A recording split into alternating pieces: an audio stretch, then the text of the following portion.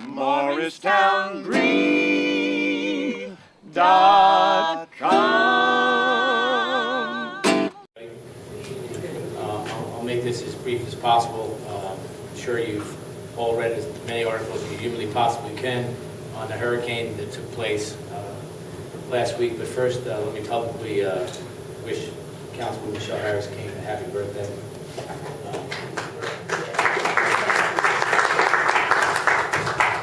This would be an opportunity time to put a smile on her face.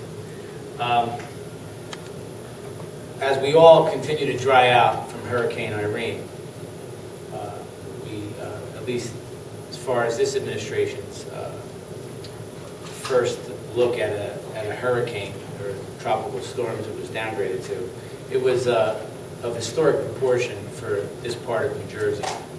Morris County was devastated by the amount of rain that came down. I can only tell you that it would have been a lot worse if the winds had been 60 miles an hour with gusts at 90. We lost a significant amount of trees that took down power lines, poles, into houses, numerous amount of activity from this storm. The Whippany River raged, completely flooded out parts of our community. And most of all, what I want to talk about tonight is what it did to our substation. Now, I'm only going to talk about this for a couple of minutes because I received an email or a phone call, I think it was a phone call. The mayor, I know you're talking about a substation, but what does that mean? A ham and cheese sandwich, a turkey sandwich? What? I don't understand what it means, so explain it to me. So the best way I can explain it very quickly is take your car and completely submerge it into water over the top. It's completely submerged. It's no longer workable. The waters subside, it's still not workable because every piece of machinery is soaking wet and its electrical connections will not work. That's basically what happened to our electrical power source substation on Ridgedale Avenue. It was completely overtaken by the Whippany River, therefore it was rendered useless, and Morristown lost all of its electrical power. It was unprecedented. It's never happened before. I'm not going to go into details other than I don't believe JCP&L had a plan B in case that happened, but they did get our community back up as fast as they humanly possibly could, and we kept as much pressure on them every 2 hours to get our power back. I know there was a number of people who were out for a number of days, up to 6 and 7 days. There were people at the end of my block that didn't come back for a week later till 7 o'clock that Saturday evening, a week from the storm. They had a tree take down two poles, and complete power lines were down. Their storm control came after they brought the power back to the community. So, what does that mean to us? In the meantime, during this whole week of the process of getting our power back, BPU came to Morristown. Senator Bucco, Assemblyman Bucco, myself, some members of the administration were in a meeting. BPU has launched an investigation into what happened up here in Morristown, along with what happened with the manhole cover. Finally, I have been on the phone with the president of the BPU, Lee Solomon, and I'm assured that an independent engineering firm will take a complete look at our infrastructure and take a look at what happened during that storm. I was at a conference with mayors at the governor's mansion last week, and the governor announced that there's going to be public hearings throughout New Jersey on JCP&L's response. We welcome that. Today I talked to Assemblyman Bucco, and as a result of that comment by the governor, the senator, myself, and the assemblyman has asked that at least one hearing be held here in Morristown. The purpose of the hearings will be for the public and local officials to go to these hearings and air their concerns, their questions, their experience, and it's fact-finding and information-finding. And I think that will serve greatly to the community as far as dealing with disasters with our power. But what have we learned from this experience that so many communities are still digging out from? What we've learned is we did a lot of things well, but we're not disillusional. We're not delusional. We know that there are things that we have to do better. Communication being one of those issues. You find out when you lose power that a lot of people use their internet, their cable, They lose their power source for charging phones. There's a lot of different things that happen, so information was a little bit difficult getting out. We tried to get as much as we could. We went through radio, the internet, reverse 911, Nixle. Every opportunity we had to get information out, we did. We tried to get it out a number of times during the day. Any information that was released by the administration was directly from JCP&L. We had sat down when we lost power with JCP&L and said, whatever information you give us, we are not filtering it. Please keep it as accurate as you can, because that's what we're going to put out to the public.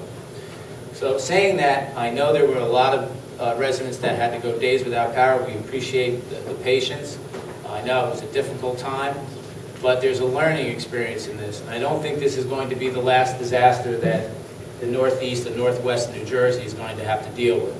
So what does it mean to us as a community? Well, I think one of the things we have to do is start an awareness campaign now and not wait for another disaster to hit. And one of that is, where do we stage information centers throughout the town? All we really had to do was put a generator on the front lawn with a digital sign that said any information needed comes to the 200 South Street. Those are the things that you learn when you have a magnitude of this type of crisis.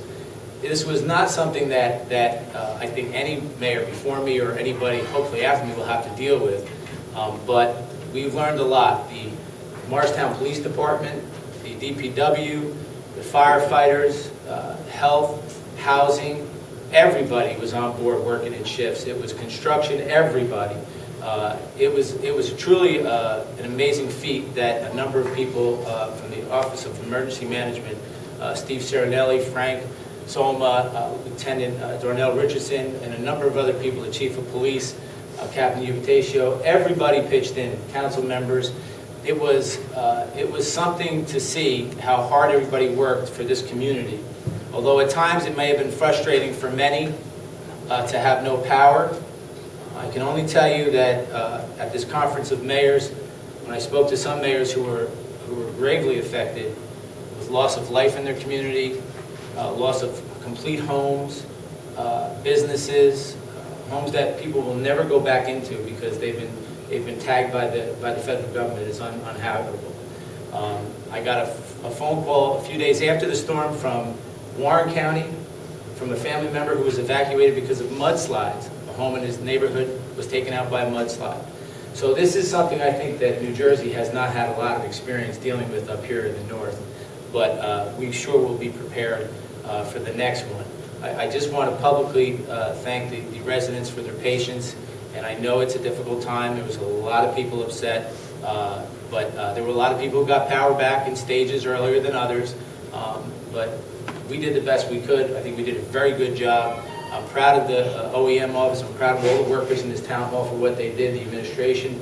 Jeff Harkey and his crew, the DPW crew, I can tell you, 11 o'clock at night they were cutting up trees all over this town. 12 o'clock, 2 o'clock in the morning, police department out there barricading flooded roads and standing in that rain, and it was just an experience that I can only share this with you. When I was standing on South Street, I guess it was about after we tried to get some coffee at 2 o'clock in the morning when Captain and I ran into the prosecutor, Morris County prosecutor, just trying to figure out what we're dealing with and how we're going to move forward. We hadn't lost power yet. The experience of that rain coming down where you couldn't see your hand in front of you, I could only imagine what the citizens of New Orleans went through when a Category 5 came through. That was a tropical storm, and look at the disaster it caused us. So I'm very grateful that we had no loss of life in this town. I can't thank the American Red Cross and all the other agencies that helped out. We fed seniors for 2 days. We fed about 300 to 400 other people. We did everything we humanly possibly could. We went to every area that we knew there was a special need that wasn't in public housing and checked on them that we had records of. So the police department canvassed neighborhoods.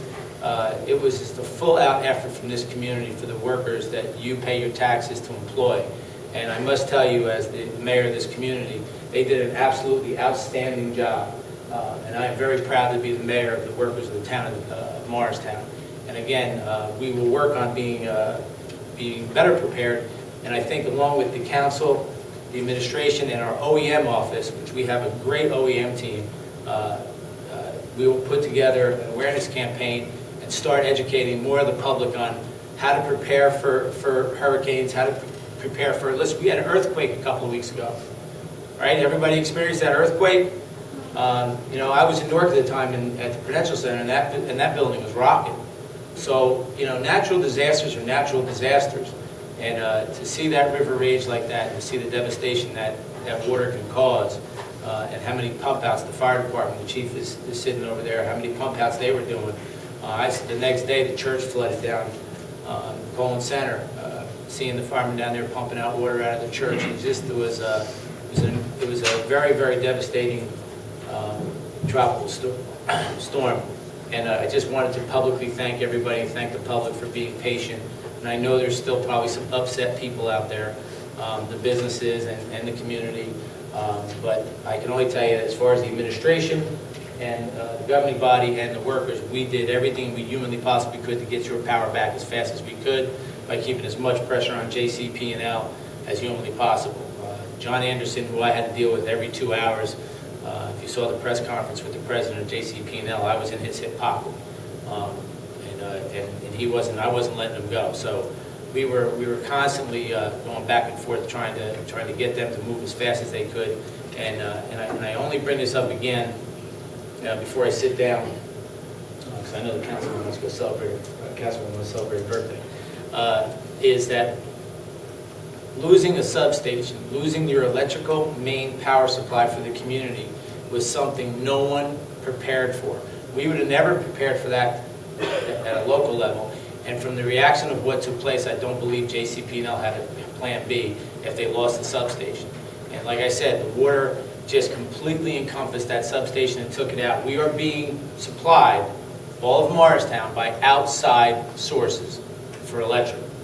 And by saying that, that's an amazing feat that JCP&L actually did for us. Not here promoting JCP&L, but you know, you have to tell everybody what happened. They got our power back fairly quickly, considering that they had no substation to work from. So they did a lot of work to get our power back, and I guess we'll all be a little bit more prepared and try to learn more about what we do in a disaster.